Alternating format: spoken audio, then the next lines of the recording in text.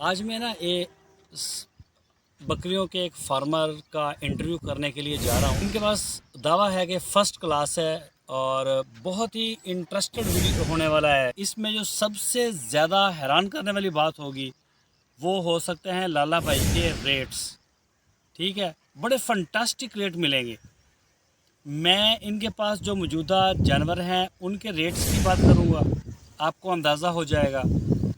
और दूसरे नंबर पे 1 साल का साबका रिकॉर्ड जो है उनका, उसमें उन्होंने जो जानवर सस्ता बेचा, जो महंगा बेचा, मक्खी चीनी नस्ल का फर्स्ट नंबर का ब्लड, उसके ऊपर मैं उनसे बात करूंगा और ये चीज़ें आपको सरप्राइज मिल सकता है। सही हो गया। अच्छा, हुण आपां गल करांगे तेरे साबका रिकॉर्ड ते। ਤੇ ਇਹਨਾਂ ਦਾ ਰੇਟ ਅਸੀਂ ਜਿਹੜੀ ਸੇਲ ਕਰੀ ਉਹ ਹੀ ਫਿਰ ਵੇਚੀ ਦੀ ਏ। ਤੇ ਪਿਛਲੇ ਦਿਨਾਂ 'ਚ ਮੈਂ 11 ਲੱਖ ਦੀ ਪਾਠ ਆਪਣਾ ਬਾਬਰ ਕਾਲੋਂ ਸਾਹਿਬ ਨੇ 143 ਮਰਾ।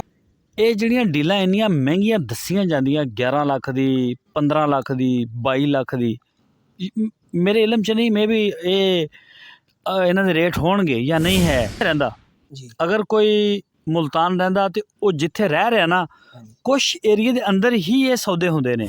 ਇੱਕ ਮੈਂ ਹੋਰ ਦੇਖਿਆ, ਮੈਂ ਬੱਕਰੀ ਖਰੀਦੀ ਆ ਤੇਰੇ ਕੋਲੋਂ 11 ਲੱਖ ਦੀ, ਮੈਂ ਤੇਰੇ ਤੋਂ ਰਹਿਣਾ 10 ਕਿਲੋਮੀਟਰ ਦੂਰ, ਤੂੰ ਦੱਸਤਾ ਲੋਕਾਂ ਨੂੰ ਜੀ ਮੇਰੀ ਵਿਕ ਗਈ, ਫਿਰ ਮੇਰੀ ਅੱਗੋਂ ਉਹੀ ਬੱਕਰੀ 14 ਲੱਖ 'ਚ ਵੀ ਵਿਕ ਜਾਂਦੀ ਆ। ਮੇਰੇ ਕੋਲ ਲੈਣ ਵਾਲਾ ਵੀ 10 ਕਿਲੋਮੀਟਰ ਦੇ ਅੰਦਰ ਹੀ ਬੈਠਾ। ਹੁਣ ਹਰ ਬੰਦਾ ਜਾਨਵਰ ਦੀ ਪਹਿਚਾਣ ਜਿਹੜਾ ਜੰਮਦਾ ਬੱਚਾ ਫੋੜ 1.5 ਲੱਖ ਦਾ ਕਰਦਾ, ਉਹ 11 ਲੱਖ ਦੀ ਵੀ ਫੋੜ ਕਰਦਾ ਨਹੀਂ ਜੀ। ਉਹਨੇ ਜੀ 12 15 15 10 10 ਲੱਖ ਦੀ ਵੀ ਬੱਕਰੀ ਲਈ ਏ ਔਰ ਅਲਹਮਦੁਲਿਲਾ ਉਹਦੇ ਕੋਲ ਇਸ ਟਾਈਮ 2-250 ਜਾਨਵਰ ਚੰਗਾ।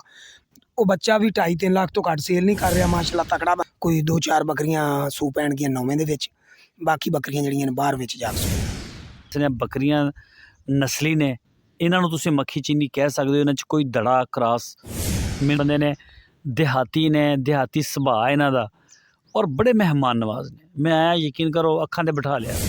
ਦੇਸੀ ਮੁਰਗਾ ਸਿਰਫ ਡਾਕਟਰ ਸਾਹਿਬ ਨੂੰ ਹੀ ਖਵਾਉਂਦੇ ਹੋ ਜਾਂ ਆਏਗਾ ਇਹਨੂੰ? ਨਹੀਂ ਜੀ, ਜੋ ਵੀ ਦੋਸਤ ਆਵੇ ਕਿਸਮਤ ਹੁੰਦੀ ਦਿਲੋਂ ਕੀਤੀ ਦੀ ਹੈ। ਅੱਜ ਮੇਰੀਆਂ ਸਾਰੀਆਂ ਗੱਲਾਂ ਦਾ ਬੜਾ ਜ਼ਬਰਦਸਤ ਜਵਾਬ ਦਿੱਤਾ।